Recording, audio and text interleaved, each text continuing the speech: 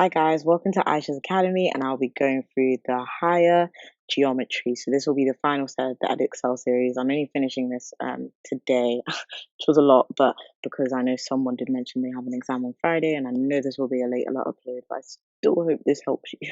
So let's crack on.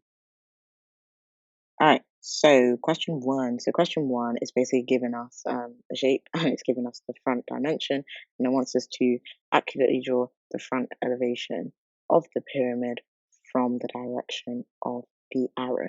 So realistically, if you were looking at the pyramid straight on, you wouldn't really be able to see all the sides and stuff. You would literally see from a front on angle. So imagine you're just basically drawing this square part. So let's think about the lengths on the square. So we know the base is 6, and we know that this diagonal part is 5. So that's going to be 5, and that's also going to be 5 centimeters. So we just basically want to draw those measurements onto this centimeter grid over here. So the base was 6, so that's equivalent to 6 squares. Then, because we know, not know, we know, if I go up, that the height, the perpendicular height is 4, then draw 4 squares up from the base. So 4 squares up, that would be here, and then you're going to draw across. So I'll give you one side, and I'll give you the other. So you'd have 6 centimeters, 5 centimeters, 5 centimeters. That's from V, A, and B. So points V, A, and B. And I hope that makes sense. So here it is. Then for part B, it wants us to work out the total surface area of the pyramid. So if we just scroll back up to Mr. Pyramid over here, we know that this pyramid is made up of 4 triangles and 1 square as a base. So we are going to work out the area of the 4 triangles, so basically work out the area of 1 times by 4, because they're all the same, and then work out the area of the square. So area of the square is quite nice and easy. So we know that all the lengths and widths of the square are the same. So we can see that here the base is 6, so all 6, 6, 6. 6. And then we know that the area of a square is base times width, so that would be 6 times 6, which is 36. So that one's nice and easy. Now with the triangle, we've got this, and we know that the equation for the area of a triangle is half base times height. So then base is 6, height is 5. So it's going to be half times 6 times 5, which would give us an answer of 15. Now, because there's 4 of them, we need to times by 4, which gives us 60. Then if you do the 60 plus the 36, you get an answer of 96 centimeters squared. So that is that one. Okay, and then having a look at question 2. So question 2 shows a beg triangle, and it says that A, B, C, D, F are parallel lines, and it wants us to work out the size of angle X. So let's break this down. So first of all, we can see that this is a straight line.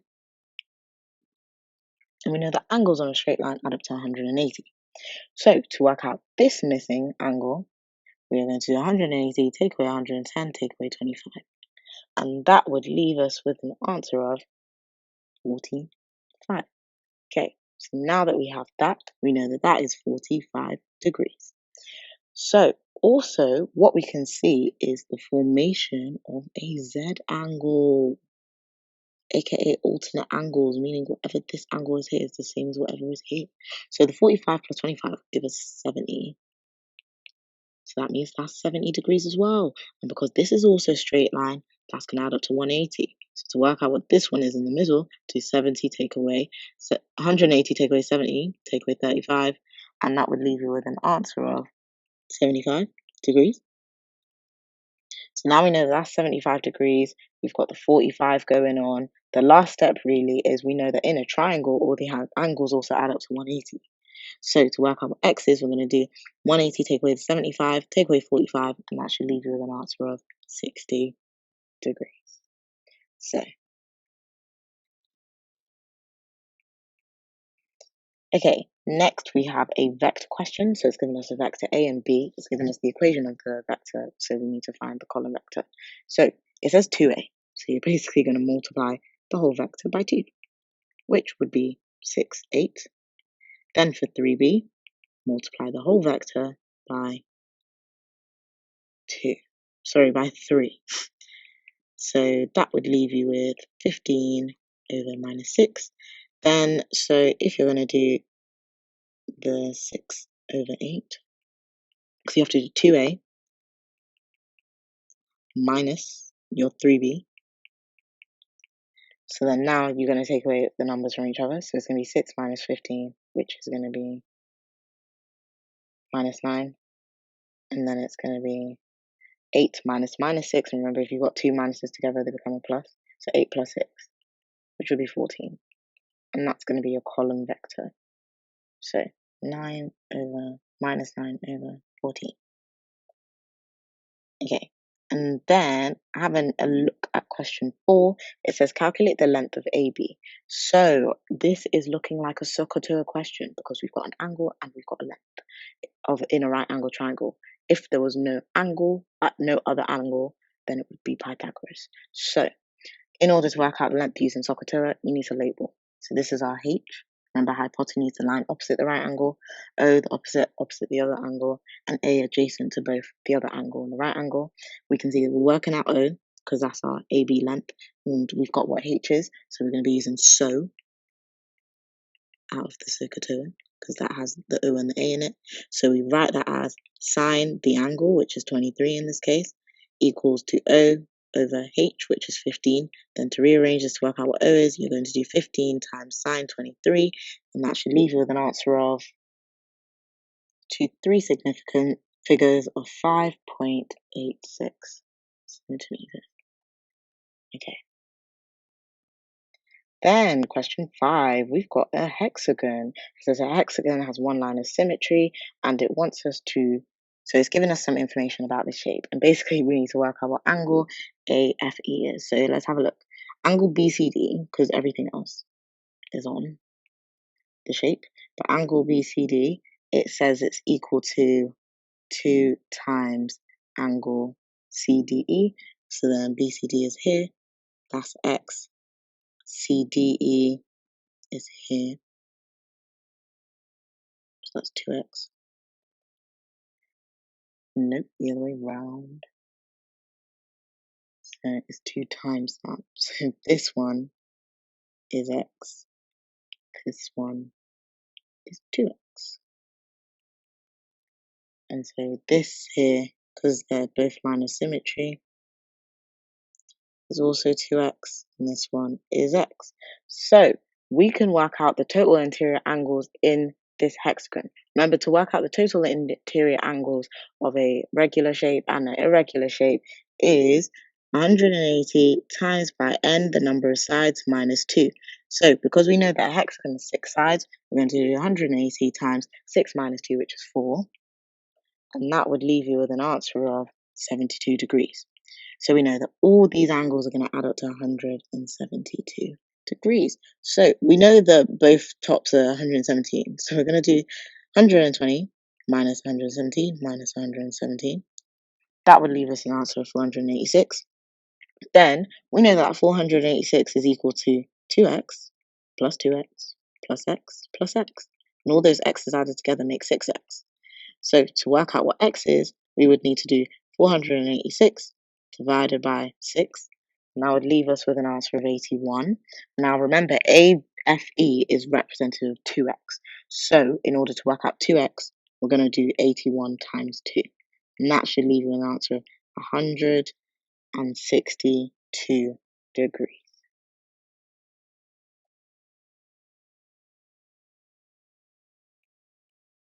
Okay, so now we know that's 162 degrees. That's that answer. So question 6 is an enlargement question. So it says enlarge shape A by a scale factor of a third with the center 0, 1. So it's nicely crossed the center for us, which is really nice of them. So the first thing is to work out the enlargement. You want to work out the distance between the original shape and the center. So here is a line of 3. So that's that. And also what I'm going to do is, because it's a scale factor of a third, you're basically going to divide every length by 3. So for instance, if it's a length of 3 here, Divide that by 3 on your new shape, it would be 1. Here, 3 here. On your new shape, it would be 1. On your new shape, it would be 1. And here is 1, 2, 3, 4, 5, 6 squares. So 6 divided by 3 is 2. So that would be 2. So here, if it's 3 squares, divide that by 3, because again, everything is divide is a third of it. So that would be 1. So the new line, which I've red, would only be 1 square. So that means that dot here is now shifted here. Then, because now I know everything's shape, and if you're quite good at catching it on early, you don't need to draw it all the lines from the center to all the points on the shape. So I'm again going to draw it in red just so it doesn't clash. Well, actually, I can rub this out now. So because I know that new point's there, I can see it forms like a diagonal point across. So then that would go there, and that's going to represent this point. Then, because it only goes up 1 square, that's going to represent this point, and because it's going to go up 2 squares, that's going to go up there. So this is where our new shape. So we have question 7. So question 7 basically says a square with the sides of length x is inside a circle. So it says each vector of the square is on the circumference of the circle. So I'm just drawing it out.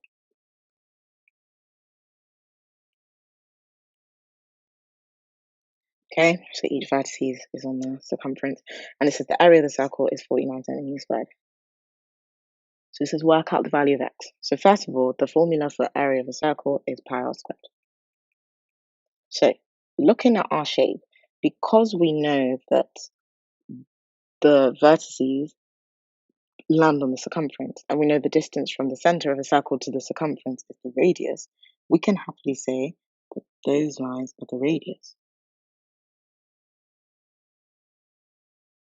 Okay, so we're going to work out what the radius is, because what we've now formed is these lines coming together, they're perpendicular to each other, so they're going to form a right angle. So we've got a right angle triangle, so we're going to end up using Pythagoras as well. But first of all, we need to work out what the radius is. So we need to rearrange the formula at the top. So that's going to be 49 divided by pi, and the square root of that would give us what r is. Then if we put into our calculator to work out what r is, we would get an answer roughly of 3.949, so on, so on. So then now I'm going to draw out one of the triangles.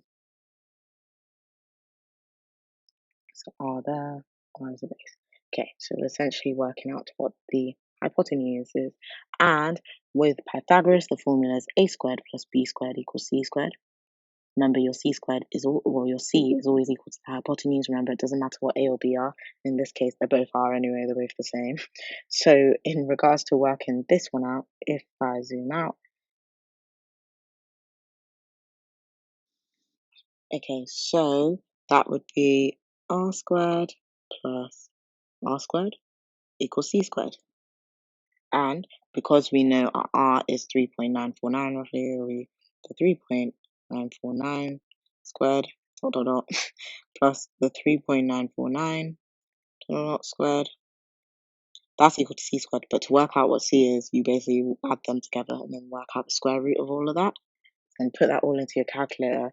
And to 3 significant figures, you should get an answer of 5.59 for c. I mean for x, aka c.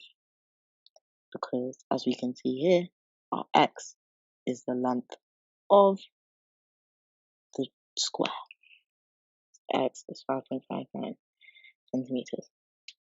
Okay, so having a look at this question is all to do with your transformations. So first bit is, it says that shape T is reflected in the line y equals -1 to give shape R.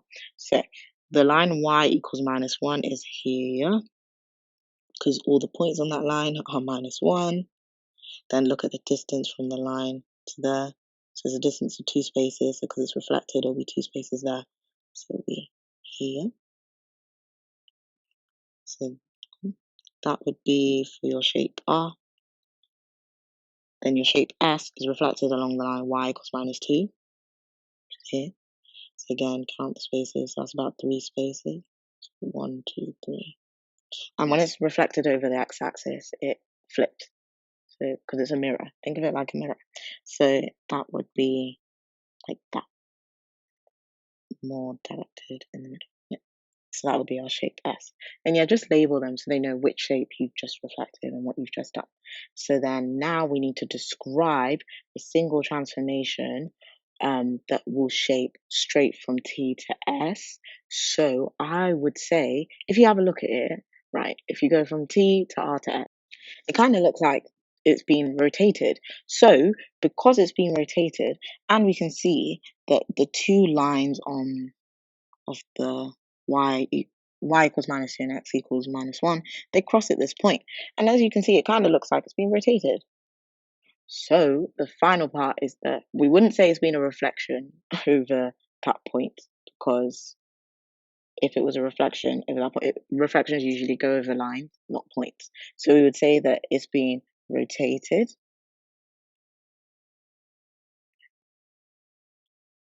Then we need to say how many degrees. It's rotated by 180 degrees at the point -1, -2. So anything along those lines is perfectly fine. Or you could be at the center at the point. Okay. So going on to question 9, we've now got a diagram with a solid shape, and it's made up of the volume of a cone and the volume of a sphere. So it's given us information, and it's basically saying that the total volume of both shapes is k pi, and it wants us to work out what the interior k is. So what we're going to do is that we've got a full cone in the shape, so the volume of the cone is equal to a third pi. We know the radius of the cone, so it says the diameter of the cone is 6, and radius is half of the diameter, so radius equals 3 for that. So times 3 squared, which is 9. And then the height is given us as 10. So then 9 times 10 is 90, a third of 90 is 30. So that's 30 pi. Then the volume of the sphere is 4 over 3 pi times the radius cubed. So again, the diameter of the sphere is 6. So then the radius is equal to 3. So that would be times 3 cubed. So 3 cubed is 27. And then 27 times 4 over 3 would leave us with an answer of 27. Because if you do 27 times 40, 4 over 3, 27 times 4 gives you an answer of 100, and I lie, that's 108 divided by 3, and then that gives you an answer of 36. So we got 36 pi. So remember that this 36 pi is equal to, and also you could have just done that on your calculator, but I just thought, why not do it manually? So remember, this is volume of a sphere. The question is talking about a hemisphere. So to work out the volume of the hemisphere, divide that by 2. That leaves you with 18 pi. So now you've got 18 pi plus 30 pi, which should give you an answer of a 48 pi centimeters cubed. Because we know that the number in front of the pi is representative of k, that tells us that k is equal to 48. Okay. Okay, so moving on.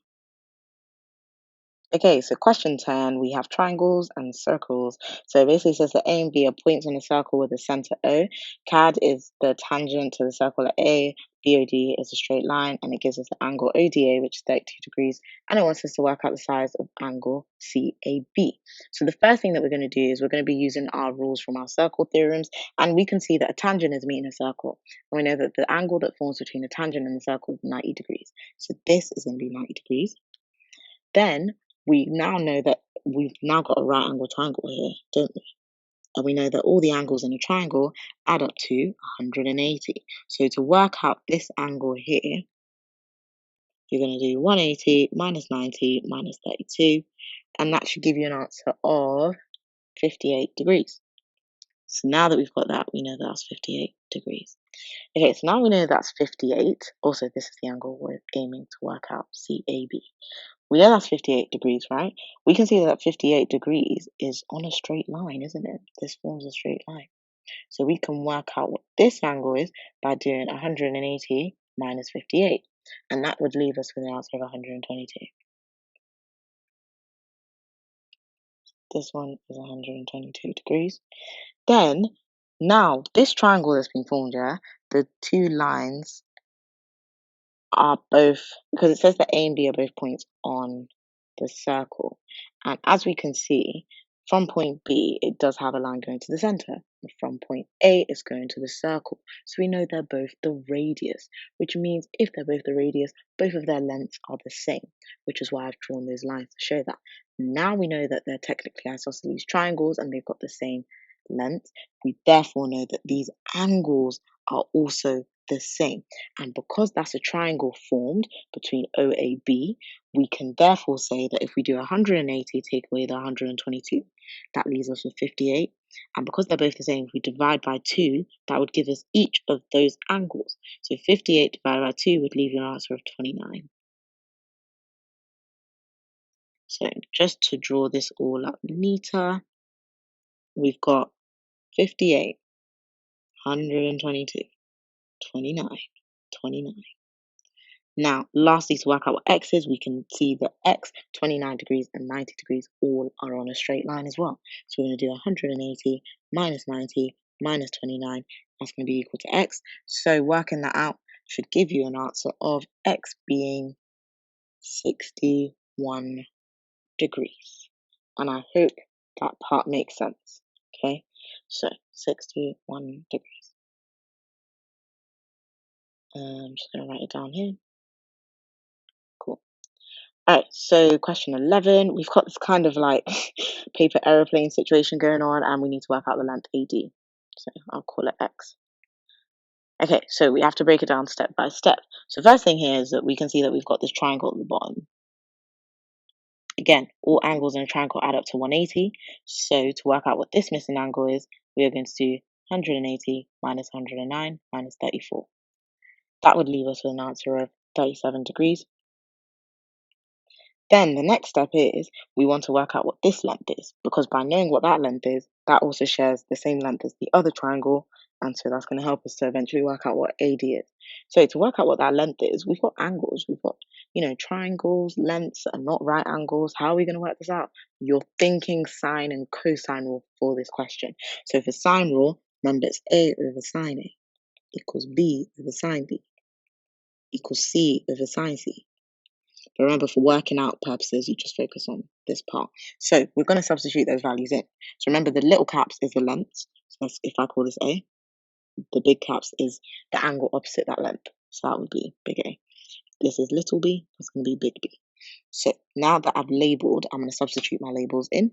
So it'll be A over my sine A is a sine 109 is equal to B over my sine B, which is 34. So I'm rearranging this. Also, I know my A, I don't know my B.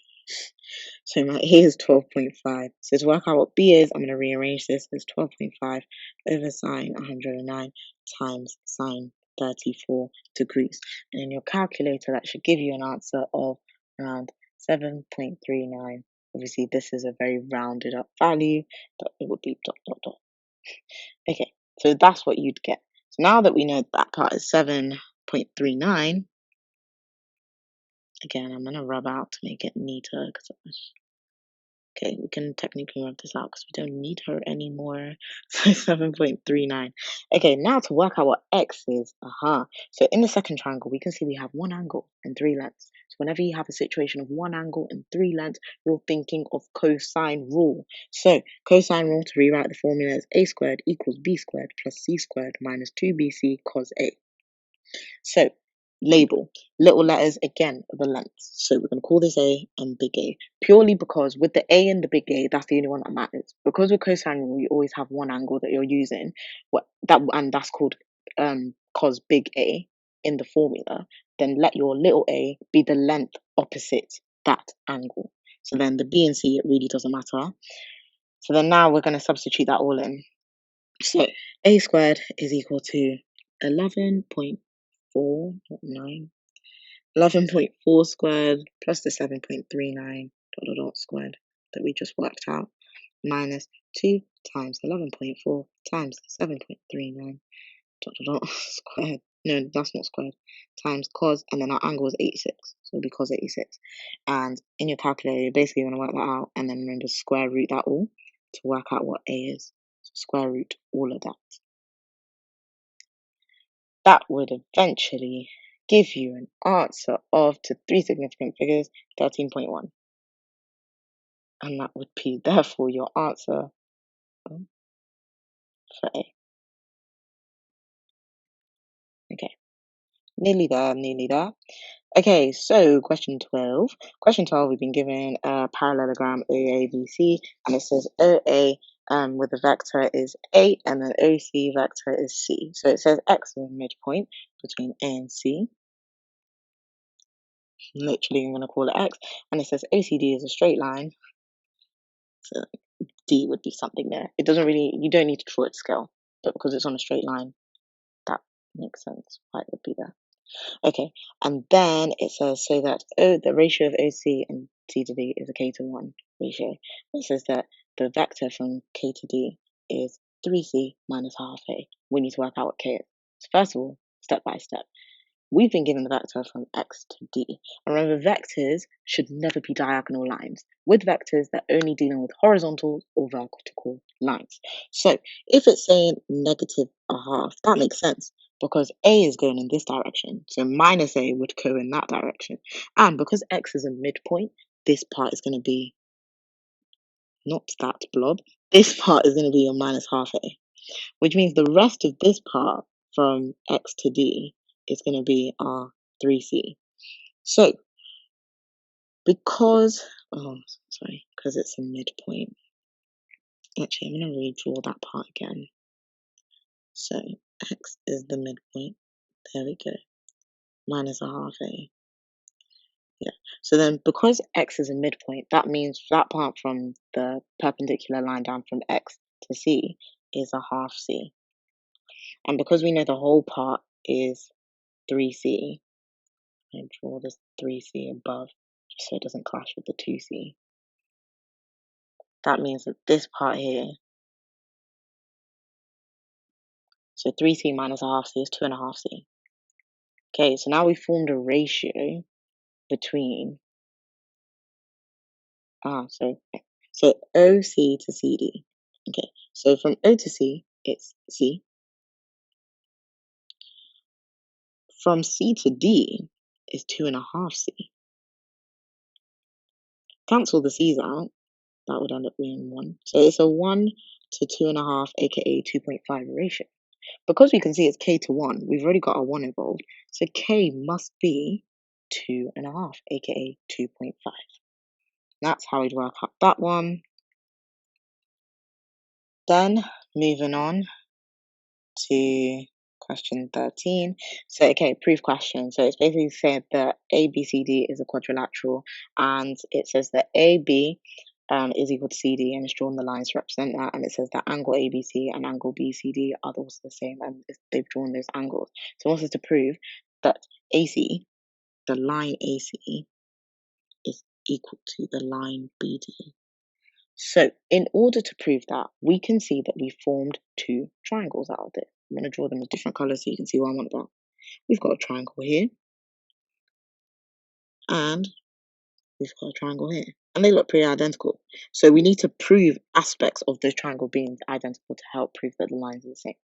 So the first thing that we're going to do that is, because we're all trying to prove this line, we can happily say that both triangle ABC, which is the blue one that I drew,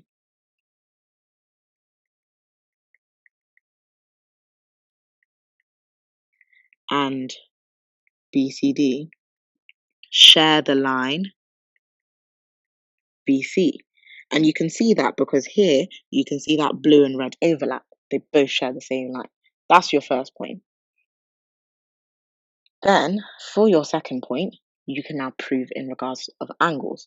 So we can happily say that if we look at this angle here, that looks the same as this angle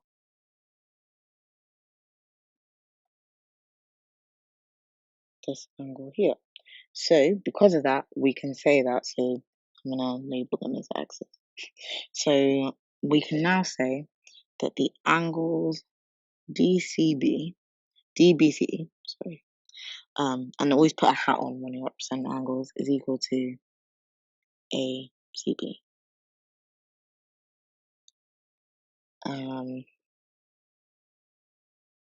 Are the same, or you can just put on the side angles are the same. And then we can also say that the angle CAB, which is here, I'm going to call that Y, is equal to the angle BDC.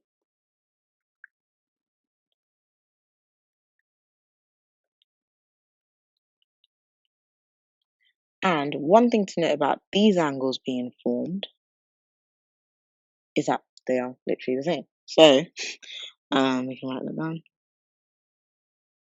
Angles are the same.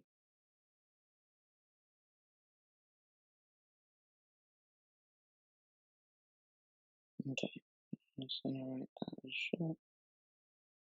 Okay, so now that we can say that, we can therefore prove that therefore AC equals BD. To be honest, with proof questions, there's a range of things that you can say, especially with situations like this. As long as you have a few lengths you want to compare, a few angles, there's quite a few varieties. You could have picked some other angles to compare. You could have picked some other lengths to compare. The whole point is that pick at least 3 points to compare and you're good to go. Okay, so I'm going to leave that up. All right, so last question, guys, of the geometry. I can't speak anymore, probably because I've done so much of the geometry set of Edexcel higher. So we've got a hexagon A, B, C, D, E, F, which is a smaller one, and then we've got a large one, which is F, G, H, I, J, K. Love how they put them in alphabet order. So anyways, we need to show that the area of the shaded region in the diagram is given by 3 root 3 over 2 bracket p squared minus 1 close bracket p squared. So how do we show that? The first things first is hexagons. Fun fact, well, might not be fun if you don't like maths, but hexagons are made up of 6 triangles. And as many of us probably do not know how to work out an area of a hexagon, we do know how to work out areas of triangles. Because we're trying to show the area of shaded region, we need to work out the area of the smaller hexagon, area of the bigger hexagon, take them away from each other. So in terms of the triangle, let's have a think of the lengths. So it says that A, B, C, D, E, F, all the lengths are X. So that would be X, that would be X, that would be X, that would be X, that would be X, that would be X. But also to note that not only those parts will be X, but to the center as well, they will be X. So that will be X, that will be X, and so on. So these would be our lengths on our triangle. And lastly, we need to actually work out the angles in the triangle. So as we can see, the lines have cut through the vertices of the hexagon actually like halfway through. So we can work out the size of one of the angles in the hexagon. And how we can do that is using your knowledge of angles or polygons of your exterior angles and interior angles. So remember, your exterior angle is 360 over number of sides, which in this case is 6, which is 60 degrees. So to work out your interior angle, you would do 180 minus your exterior angle, which is minus 60, which gives you 120. So we know the whole angle is 120, but divide that by 2, it's going to be 60 on each side. So each triangle would be 60 degrees. So now we know that we have an angle in this triangle, and we're trying to work out the area. And the triangle is not looking like a right angle triangle. So what are we thinking of? We're thinking of using the other formula, which is half AB sine C. So whenever you see triangles with angle and you're asked to work out area, think of that, especially if it's not right angle. So that's going to be half times our A and B are the lengths. So remember, little letters to do with sine rule, cosine rule, and area of the triangle with this formula by the little length. Little letters, little lengths. So that's our A, B, and little c, and then our big C is the angle. So it's a half times x, which is just x squared, times sine 60. Now, this is where you really need to know. I honestly beg you guys, know your know your sine and cosine angle conversions as values. So for instance, the fact that sine 30 is a half, so on, know them. So sine 60 is equal to root 3 over 2. So we can simplify that to a half times root 3 over 2 times x squared. So that fraction, multiplying fractions, remember, multiply the numerators and then the denominators. Okay, so this is what we've got as the area of the triangle. Now, because we have 6 lots of triangles in the hexagon, we're going to do root 3 over 2 times x squared times 6. So 6 times root 3, which is 6 root 3, over 4, not the 2, over 4, and then you've got x squared. So then 6 divided by 4 can be simplified into, so divide both top and bottom by 2. That will leave you with 3 root 3 over 2 x squared. Oh, we're getting closer to what they want, guys. So now we've worked out the area of the smaller hexagon, which I'm going to write here.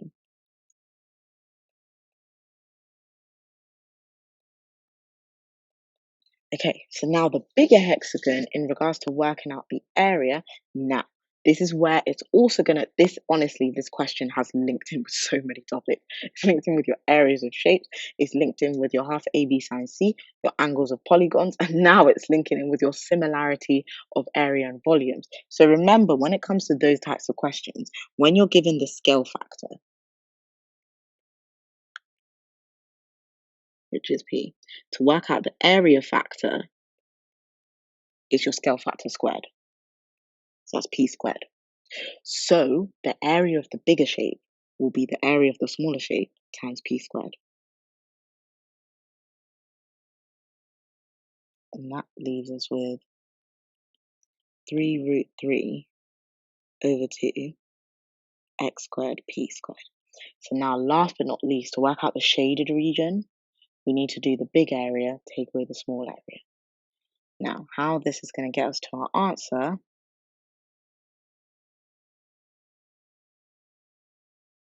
is, okay, what we need to do is the big area